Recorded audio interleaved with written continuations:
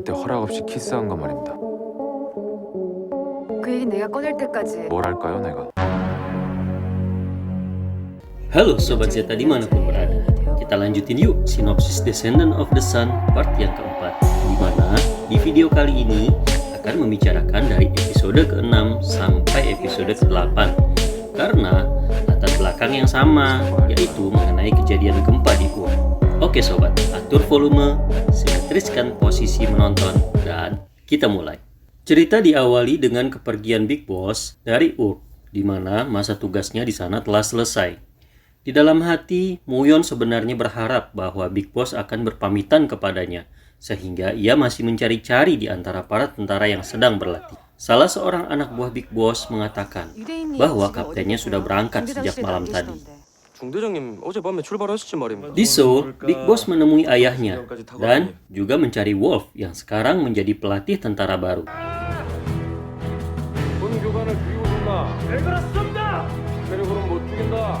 Ia berusaha untuk mengisi waktu agar hatinya bisa sedikit terobati setelah meninggalkan Dr. Muyon di Ur. Sementara itu, masa tugas Dr. Muyon dan timnya juga sudah berakhir. Tentara menyediakan helikopter untuk mengantar mereka ke bandara. Karena tempat yang terbatas, para tenaga medis itu akan diantar dalam dua kelompok. Ketika kelompok pertama berangkat ke bandara, di mana Dr. Muyon juga ikut di dalam rombongan, tiba-tiba terjadi bencana gempa bumi yang meluluh lantakkan kota Ur.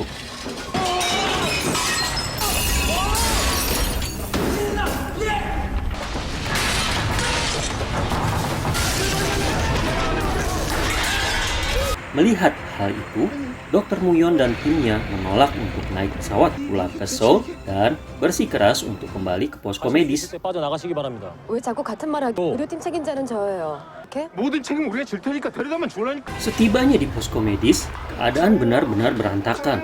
Tetapi untunglah tidak ada yang terluka parah. Saat itu terdengar kabar bahwa proyek pembangunan pembangkit tenaga listrik di kota itu runtuh dan rusak parah, sehingga banyak menimbulkan korban. Seketika para tenaga medis dan tentara yang ada di sana bergegas ke lokasi untuk memberikan bantuan kepada para korban.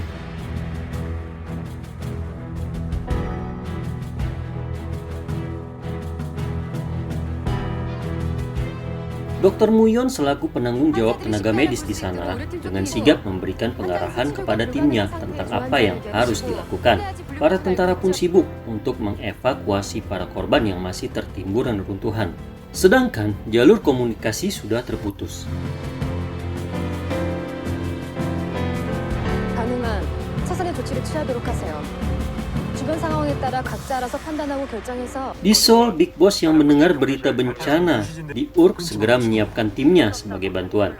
Kecemasan melanda para keluarga, kerabat, dan teman mereka yang sedang bertugas di Ur, termasuk juga panglima militer yang juga merupakan ayah dari Myongju.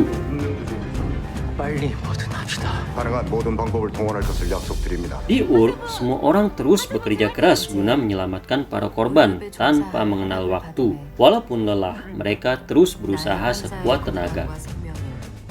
나는 인종, 종교, 나의 지식을 인도에 어긋나게 쓰지 않겠노라. 오직 환자에 대한 나의 의무를 지키겠노라.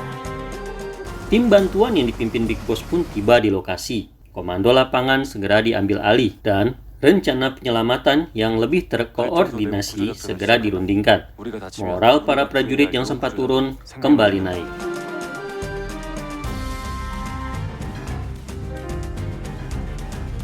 Muyon pun bertemu dengan Big Boss, begitu pula Wolf dengan Myongju. Tapi tak banyak yang dapat mereka ceritakan saat itu, selain merasa lega bahwa satu sama lain dalam keadaan baik-baik saja. Fokus mereka saat itu adalah bagaimana menyelamatkan para korban secepat mungkin.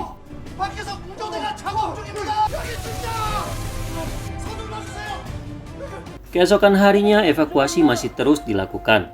Di saat para tentara sibuk mengevakuasi korban, pimpinan proyek juga sibuk mengganggu karena ia lebih mementingkan barang berharga yang ia simpan di ruangan kantornya. Ia meminta para tentara untuk membersihkan puing menuju kantornya lebih dulu daripada mendahulukan korban jiwa. Hal itu tentu saja tidak digubris oleh semua orang. Sampai para tentara mendapati 2 orang korban yang dalam keadaan luka serius. Seorang bapak yang dipanggil sebagai manajer Ko sedang terhimpit reruntuhan, dan juga seorang karyawan yang dadanya tertancap besi tak jauh dari posisi manajer Ko. Muyon yang sedang melakukan operasi darurat pun didatangkan untuk meminta pertimbangannya, karena untuk menyelamatkan 1 orang harus mengorbankan orang yang lainnya. Tentu saja keputusan itu sangat sulit untuk diambil, tetapi hal itu harus dilakukan karena jika tidak diputuskan segera, maka kedua korban akan mati. 그러니까 지금 나보고 선택하라고요. Operasi tadi akhirnya dilanjutkan oleh Myongju sebagai dokter dari militer. Di tengah-tengah operasi, Myongju mendengar kabar bahwa Wolf sempat terperosok karena reruntuhan yang masih dalam keadaan labil. Walaupun hatinya cemas, namun ia tetap harus fokus pada operasi yang dilakukannya. 준비하지 마. 정신 사나워.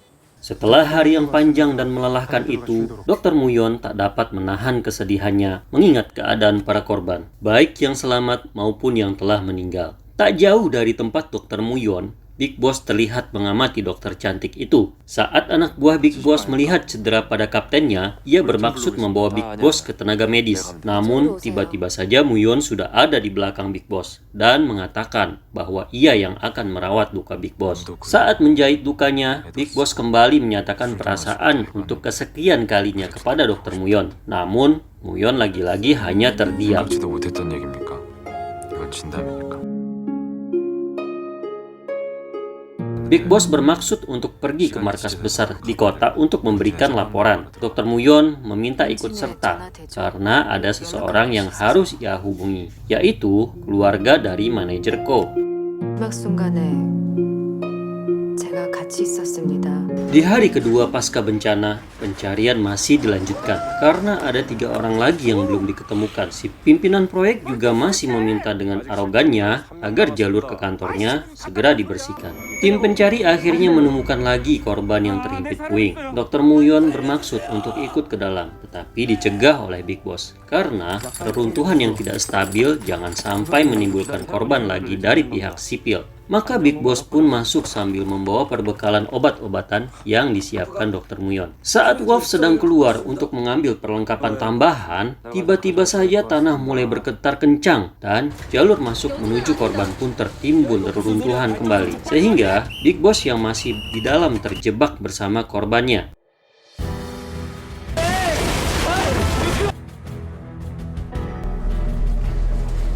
요즘 끊겼어요. Ternyata hal itu disebabkan pimpinan proyek yang menggunakan ekskavator untuk membersihkan jalur menuju kantornya sendiri. Hal itu membuat Wolf marah dan memerintahkan pasukannya untuk menangkap si pimpinan proyek. Wolf pun berkesempatan untuk menghajar si pimpinan proyek yang sombong itu. Akhirnya Big Boss dan korban tadi bisa dievakuasi dengan selamat.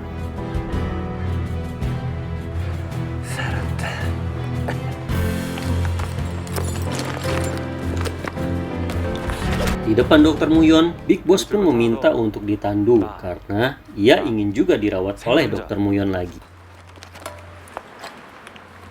제가 볼 테니까 이 나이롱 환자는 강 선배가 봅니다. Saat sedang dirawat, komandan tertinggi di URK pun datang untuk mengabarkan bahwa tim medis sudah bisa dipulangkan kembali ke Korea Selatan.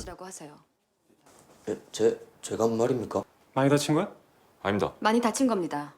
팀장 선생은 탑승자 명단 작성해서 알려주시고 해성병원에서 의료팀 귀국 비행기를 모레 오후에 보낸다고 연락이 왔다. Kedatangan komandan itu tidak disia-siakan oleh pimpinan proyek yang lalu mengadukan tindakan para tentara terhadapnya. Tetapi sebagai komandan, ia tidak lantas menyalahkan anak buahnya begitu saja. Ia tetap menghukum anak buahnya untuk lari 100 putaran karena membiarkan orang sipil itu bebas berkeliaran di wilayah operasi militer. 유시진이 너는 링거 맞아 맞고 대신 다 맞고 200바퀴다.